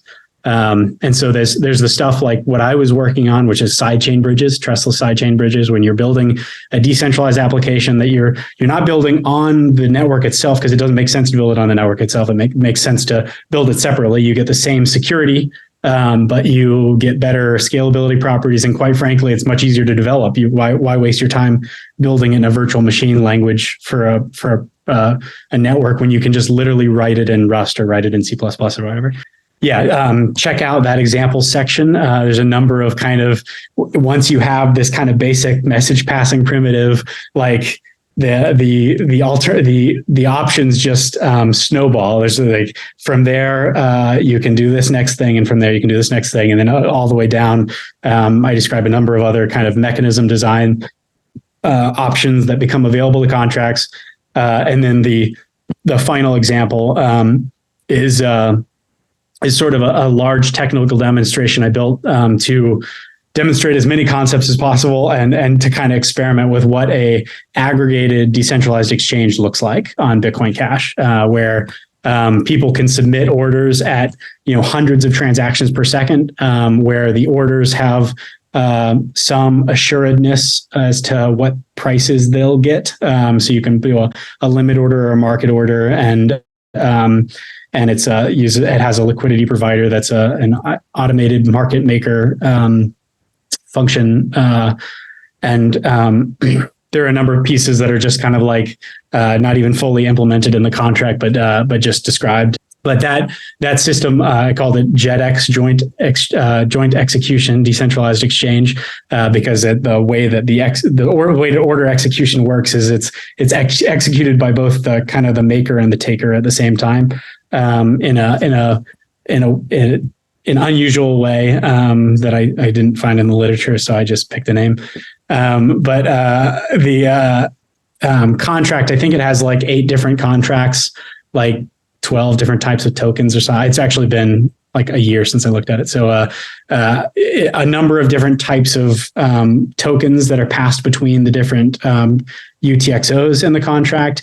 It has this concept of multi-threaded covenants where users can actually submit orders to a wide a range of UTXOs, and you can submit your order to any of them. And as long as no 2 users try to submit their order at the exact same moment to the same UTXO, then both users will get their order in just fine. They won't conflict. If 2 users try to submit them at the same time, the solution is to have 2 UTXOs so that they can submit it. So that if you have, an average of 10 transactions per second in this market, you want to have 20 UTXOs so that the average person can submit to a random UTXO.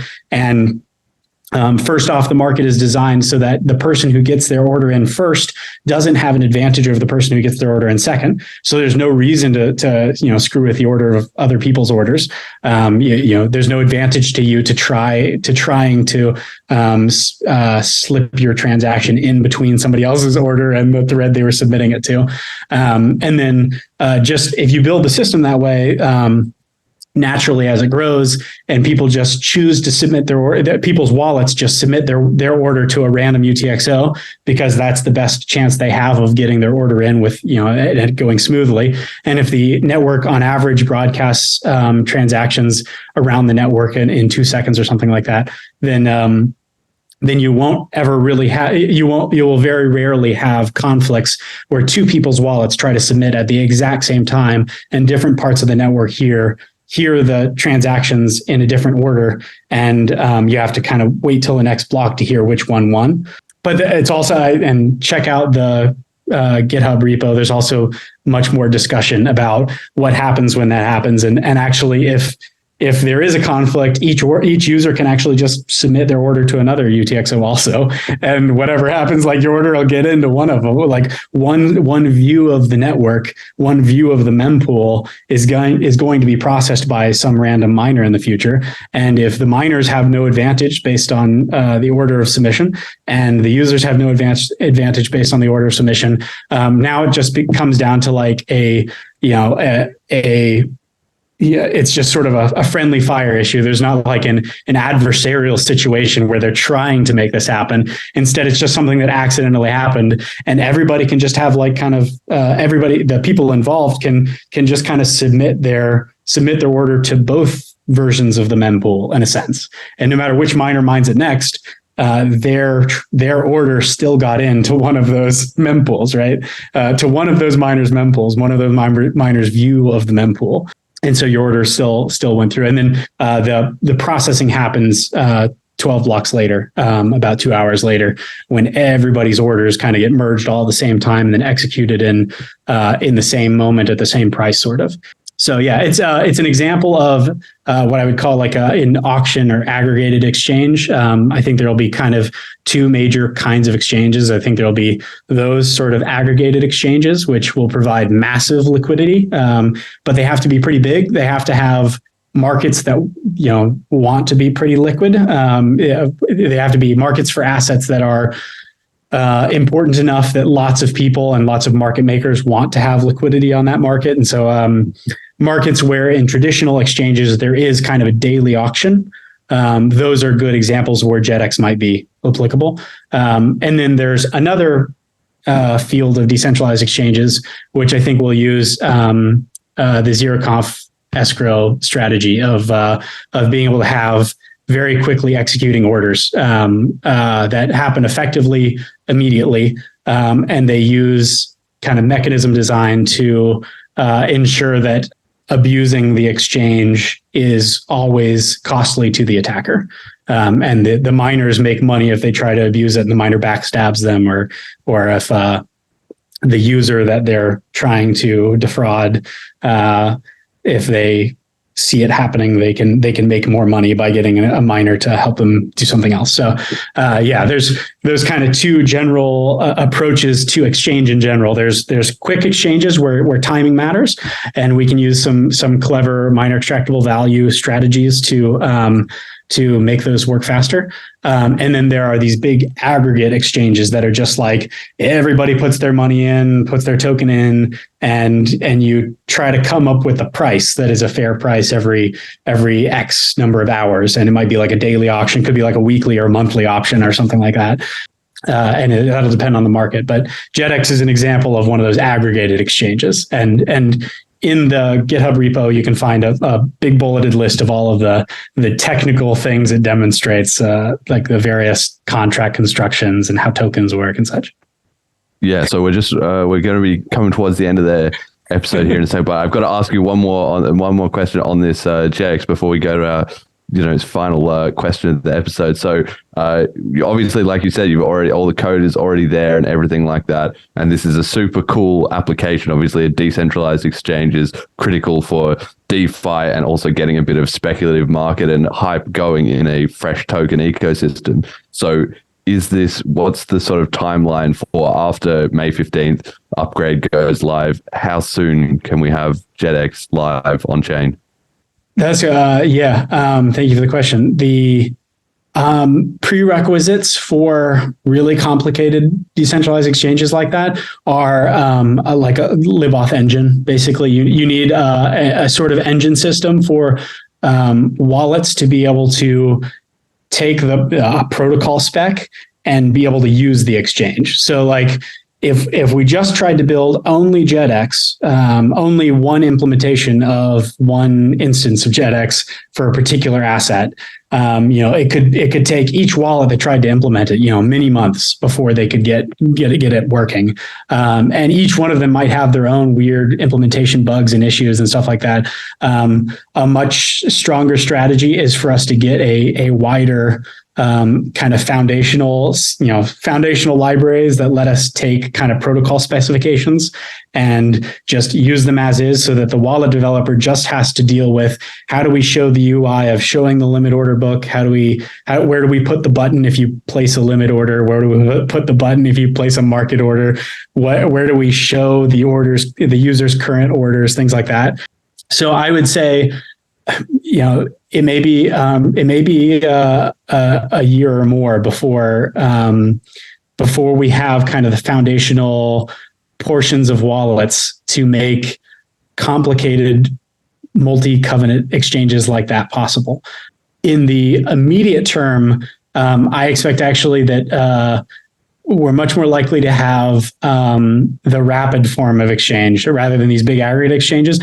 The aggregate exchanges are important when you have pretty large markets and you have market makers that want to move 50 million in assets in one transaction. They want to put a limit order in, and they want to get liquidity from people all over the world over the course of the next 24 hours at this certain price or something. In the immediate term, when you're just dealing with a much smaller market that's just kind of fledgling market that's just starting, a token exchange is very simple to implement right now. It's a coin join transaction. Like two people I can put my tokens in, you can put your Bitcoin Cash in, and we can swap, and I end up with the tokens, you end up with a Bitcoin Cash, and we can both choose how the transaction looks in advance. And if we're both happy with it, we both sign. And that market can take place like in Telegram or an instant messenger or email or whatever. It's very simple to do atomic swaps between tokens and Bitcoin Cash, or tokens and other tokens. And you can even do atomic swaps where there are, 8 different tokens being settled, where, I want this, you want this, I want this, some other person wants Bitcoin Cash, and we all just kind of swap all in one big transaction. And we're all happy with the prices we get, and we all sign the transaction, and then it's done. And those kinds of things are possible now. They require development, so that's it would be a valuable thing for entrepreneurs out there. If you're not already working on something like this and you're looking for something interesting to build, that's certainly a market that is immediately useful and can be used. It can be censorship resistant. It can be an open source thing, or it can be a centralized exchanges can build markets like this, where a way to make a centralized exchange better in a lot of ways is to, not only have provable reserves, but to have provable execution. Like instead of having your execution be a black box where we have to trust that you're not trading against the users, you can offer kind of public, visible, provably non-manipulated execution where users of the exchange simply sign for the exchange itself. And I think there's a big space for kind of a hybrid centralized exchange, decentralized execution, centralized exchange, decentralized validated execution, I would say, where the exchange can do the order matching, but users don't have to trust that the exchange is, not running a fractional reserve, because the actual assets are in the transaction that they sign in order for the exchange to take place. Yeah. So there's a lot of innovation to be had just in like simple transaction signing, atomic swapping exchanges. And then in the longer term, as the ecosystem grows and there is that demand for many multi-million-dollar transactions with vast liquidity globally, I'm certain that we'll be able to get decentralized exchanges that do that in the next few years as the market for that grows. So exciting. Yeah. So exciting. I mean, obviously it feels like we're just peeking through the curtain, we're just at the very beginning of the absolute rocket ship explosion in innovation and stuff. I'm sure once the hype really gets going, it's going to be unreal. I've obviously been promoting on the show CashTokens. It's going to be, okay, nobody expected that we're going to go to the moon with the price on the first day, but it kind of unlocks a ton. So we've got our question that we ask every single guest right at the end of the show. Message to the community, open platform to speak to the Bitcoin Cash community. In just a couple of minutes, what does the Bitcoin Cash community need to hear in your view? Well, we covered some good stuff earlier. I would say we're building kind of the foundational layer where it'll actually be quite unique in the cryptocurrency ecosystem, where we might have, hopefully we'll be able to have multiple different wallets produced by different vendors that are able to be party to transactions with these decentralized applications and decentralized exchanges. And we have like kind of the basic foundation required to do a much better level of security in how we interact with these decentralized exchanges. So we're going to have a lot of the foundational tech to make for a strong, globally liquid, censorship resistant commercial market. And what I would say is, a request for entrepreneurs, request for products. I think the next big step for Bitcoin Cash, for this community in general, and for making cryptocurrencies useful in the real world, is to build real businesses with real commercial value, build real economies on cash tokens, where you associate cash tokens with some sort of real world asset. So that is, stable coins, commodities, bonds, gift cards, loyalty points, concert tickets, ferry tickets, bus tickets. It doesn't have to be just, financialized assets, but real world assets where you're building a company that uses Bitcoin Cash as your transactional ledger for something where a user needs to have some digital representation of value, that you want to give them the flexibility to move that representation between interfaces. Like, it's really nice to be able to buy a concert ticket in one app and transfer it to another app and send it to another user or whatever. Really nice to be able to do the same with bus tickets or store credit or gift cards or loyalty points. And of course, all of those industries have different ways where some industry players prefer to have a locked in value, where they don't want you to be able to resell your loyalty points or resell your gift cards, but also users want those things in a lot of markets. So there are places for new entrants into these spaces to build open alternatives to what is currently closed networks for gift cards, tickets, financialized assets, things like that, where you as an entrepreneur can provide a product that users want. Users want more flexibility in where they hold their gift cards. They want to be able to put it all in an app that they prefer. They don't want to have to use every single retailer's apps for all of their gift cards or whatever. They don't want to have to use a new app for every concert they go to. They don't want to have to do a new app for every time they park or whatever. There are just like so many places where a digital representation of value that is transmissible between ecosystems would be really, really valuable. And users would love that. And existing players don't want that because they're in kind of a monopoly position in those markets. And so as an entrepreneur, that is an opportunity. Users want something that they're not being provided. And you can provide that. And from the perspective of the Bitcoin Cash community, when real world assets get issued on Bitcoin Cash, that is the most, censorship resistant liquid way to connect the real world with the Bitcoin Cash ecosystem. And if I can kind of paint a picture of where we might be in 5 to 10 years. No. We're running out of time. Well, yeah. So the fact that these real world assets can be issued on Bitcoin Cash means that it's very possible that 5 to 10 years from now, the largest, most liquid, censorship-resistant markets for Bitcoin Cash, the asset, would not be, centralized exchanges. Instead, it would be trading happening on Bitcoin Cash. So the largest, most liquid market for Bitcoin Cash could actually run on Bitcoin Cash, which would be very important for separating Bitcoin Cash from inability to be fractional reserved and bucket shopped and manipulated in general. I think the Bitcoin Cash community can get excited about real world assets issued on Bitcoin Cash. Many of the fractional reserve manipulation issues that tend to be concerning in this community and in other cryptocurrency communities that are relatively small that get whipped around by this kind of activity by fraud and some of the things that have happened in the past few years. Real world assets issued on Bitcoin Cash are a solution to that problem. Absolutely.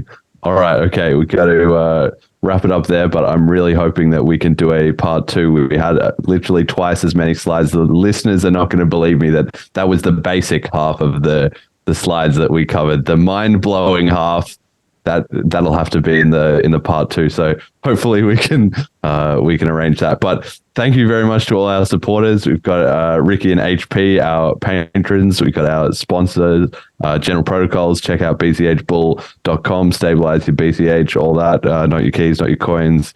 Do your own research, yada, yada. And our Flipstarter supporters, Majamalu, Marcelo, thank you very much. Unfortunately, recently getting their YouTube channel censored. I need to follow up with him about that because that sucks. But of course, we're always under attack in BCH. Renegade, Cheap Lightning, Emergent Reasons, Unspent.app, Molecular, Bitcoin Cash Artist, Mini Satoshi, and Callisti.cash. So thank you everybody for watching. Check out the website, bitcoincashpodcast.com, start guide, FAQs, links, and all of that. Shout outs. Jason, who do you have a shout out for and where can people find you for more of this?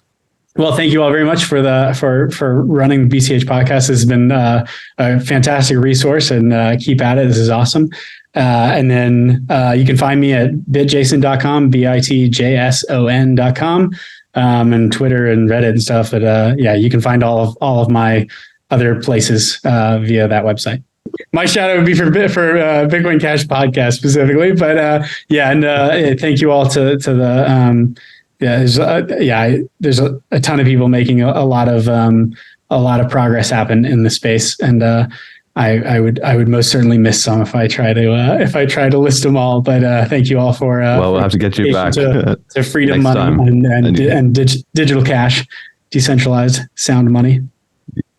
Absolutely, it's a team effort. We're all on the same team here as a community. And my shout out is to you for absolutely everything you've done in the ecosystem. It's titanic and beyond unbelievable. really, I think it sort of demonstrates, hopefully, to people the power of exponentials. That's truly what it unlocks, I would say. So thank you for everything you've done, and I really hope we can do this again soon for a part 2, because there's so much more on those slides we didn't get a chance to get to, but that's the nature of a 2-hour show. All right, thank you everybody for listening. Until Thanks. next time. Thank you.